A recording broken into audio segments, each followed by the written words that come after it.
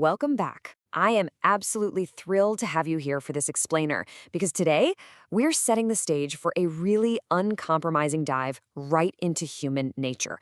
We're going to unpack the brilliant and frankly haunting ideas of cultural anthropologist Ernest Becker. We'll be looking directly at why we do the things we do and, more importantly, why humanity has such a tragically destructive track record throughout history. So prepare yourselves because this is a journey that will completely change how you view human motivation, society, and honestly, even your own daily behaviors. So the source material guiding us today is Ernest Becker's absolute masterpiece, Escape from Evil. It was actually published posthumously as a companion to his Pulitzer Prize-winning book, The Denial of Death. And what makes this work so incredibly powerful is how it synthesizes the scientific and the tragic perspectives on mankind. You see, Becker pushes past standard psychological explanations to uncover this startling reality. He argues that humanity's highest cultural achievements and our darkest, most violent impulses, they actually stem from the exact same source. Okay, let's dive into this with a pretty stark challenge from the poet Thomas Hardy. If a way to the better there be, it lies in taking a full look at the worst. Becker uses this to challenge us literally right out of the gate.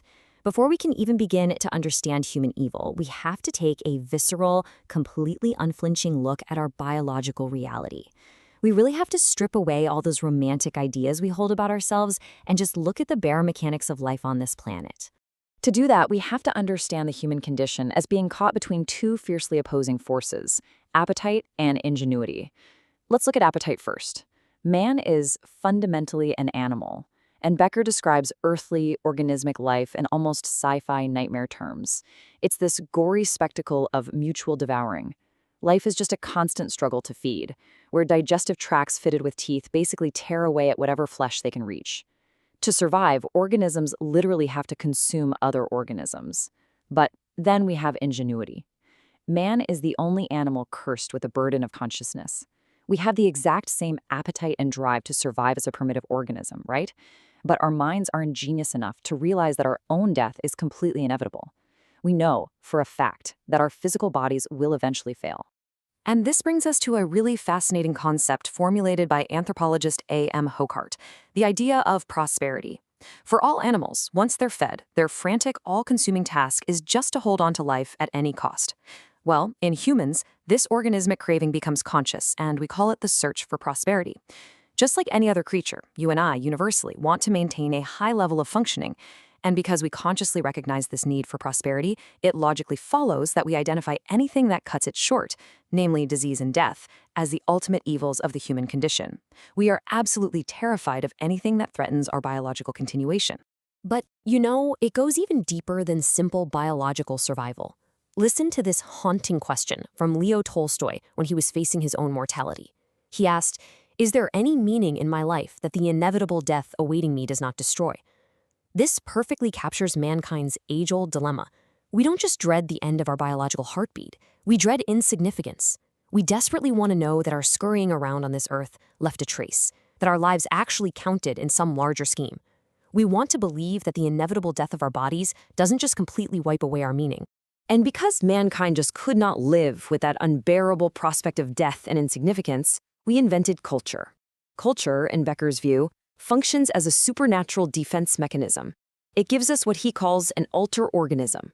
While our physical bodies age and decay, our cultural symbols, our religions, our nations, our arts, our legacy, they don't. By participating in culture, we transcend death. We assure ourselves that we've fulfilled a higher purpose, or done our duty to our ancestors, or enriched mankind. We basically create a spiritual immortality that saves us from the limitations of our physical bodies. Now, what's really interesting about this is an insight from psychologist Otto Rank. He notes that all religion, and by extension all cultural systems, spring not just from a fear of natural death, but of final destruction. All cultural symbols, whether they seem purely religious or entirely secular, are essentially sacred attempts to raise men above natural decay. Everything cultural is fabricated by the human mind to assure us that our lives count in the universe more than merely physical things count. To see exactly how early humanity engineered this, we have to look back to the primitive world.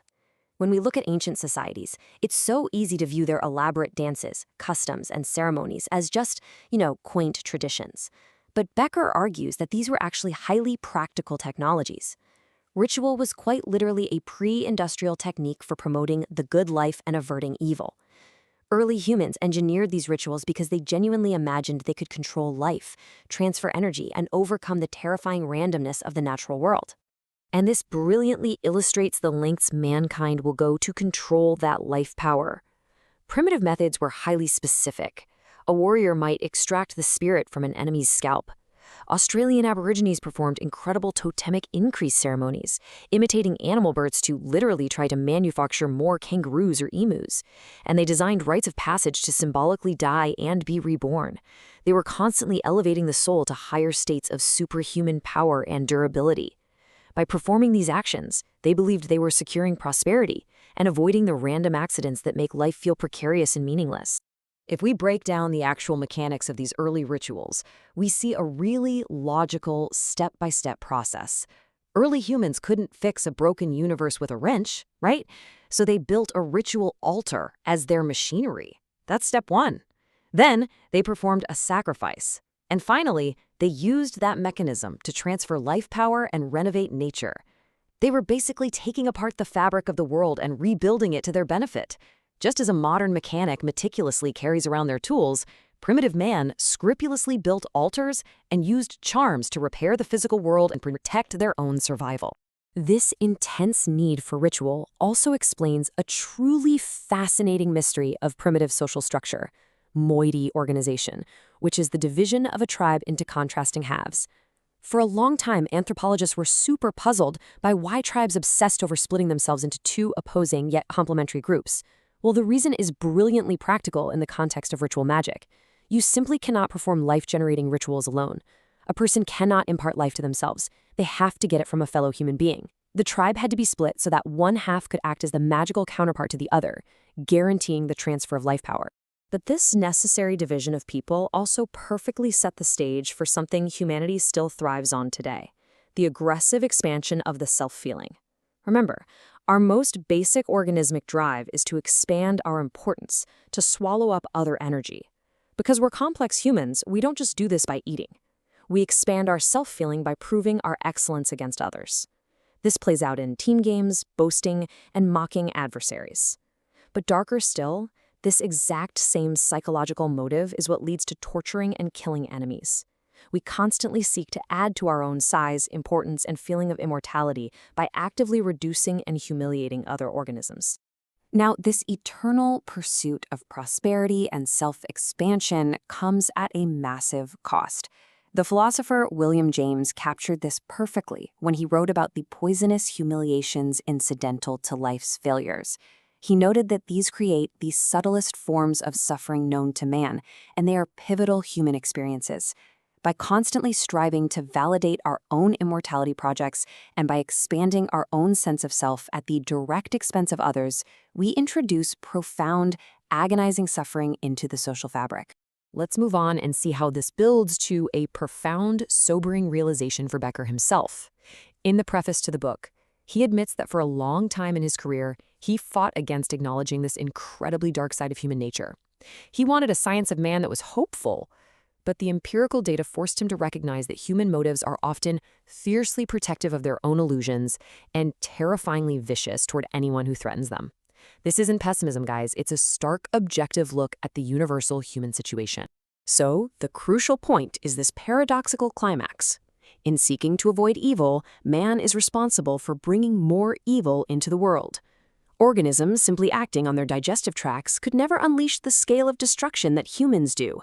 It is our ingenuity, our desperate need to prove our superiority, and our drive to protect the artificial immortality symbols of our specific culture that truly breeds human conflict.